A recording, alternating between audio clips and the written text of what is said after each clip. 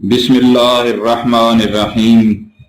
Urdu novel की रिवायत क़याम पाकिस्तान से पहले के साथ डॉक्टर कमर अब्बास। 20वीं सदी हकीकत निगारी की सदी है।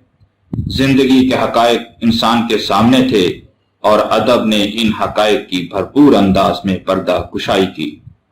दुनिया भर के अदबी रुझानात और तहरीकों से उर्दू अदब बराह रास्त मुतासिर हुआ। इन्हीं वजूहात की बिना पर उर्दू में नावल की सिन्फ ने तरक्की की। इस वक्त तक उर्दू नावल को मजबूत बुनियादें मिल चुकी थीं जिनसे भरपूर फायदा उठाया गया। उर्दू नावल निगारों ने जिंदगी के तजुर्बात को नावलों में जगह दी और मगरबी नावल की तकनीक से भरपूर फायदा उठाते हुए नावल निगारी को मेयार अता किया। इस सदी के आगाज से उर्दू नावल ने मेयार और मिकदार दोनों हवालों से मकाम हासिल कर लिया।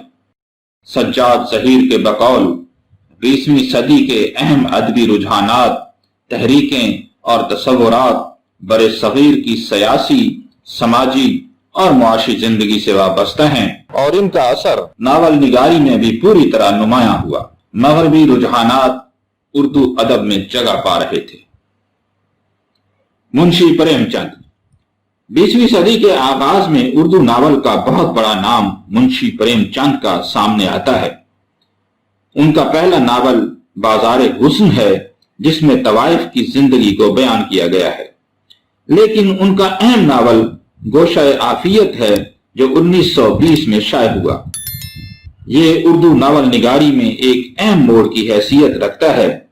इसमें किसानों की बेदारी की कहानी बयान की गई है।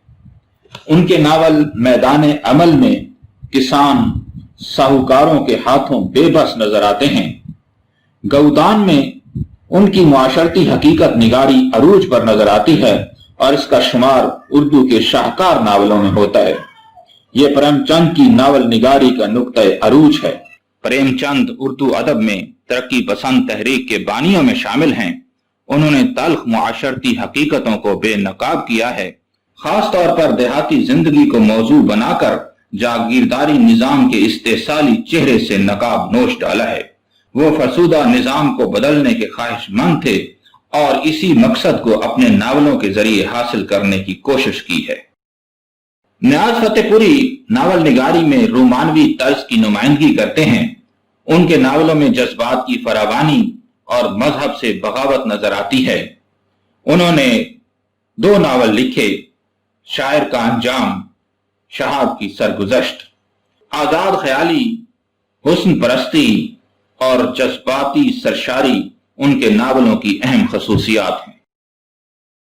काजी अब्दुल गफ्फार का नावल लैला के खतूत रोमानवियत और तरक्की पसंदियत का इम्तजाज लिए हुए है। उनके यहाँ मजहब और अखलाकियात से बगावत मिलती है।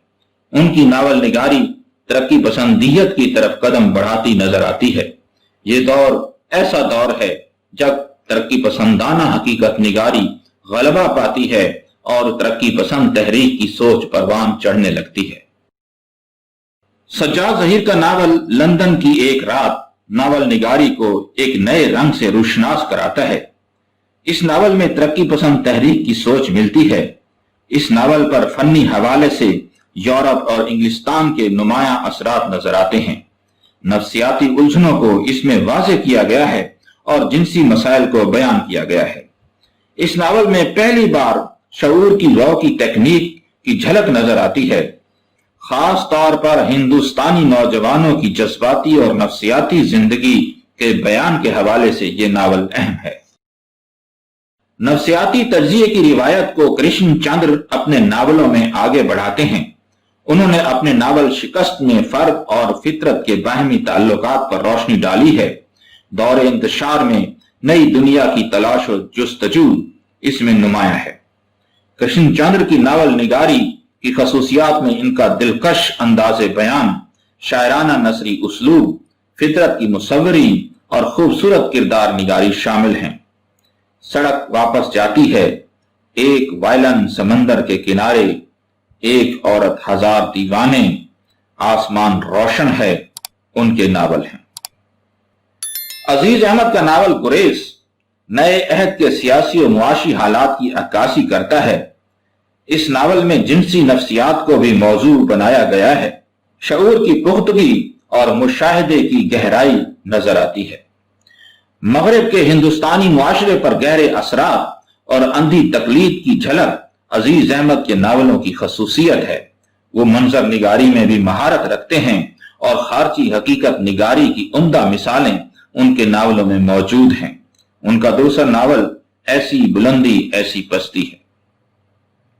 इस्मत चुगताई अपने शाहकार नावल टेढ़ी लकीर के साथ नावल निगारी में आला मकाम बनाती हैं।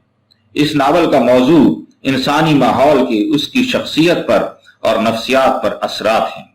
ये नावल आबीती के अंदाज में लिखा गया है। खूबसूरत नसरी उसलूब इस नावल की तासीर को बढ़ा देता है। उनकी नावल निगारी में गहरा तंज मौजूद है।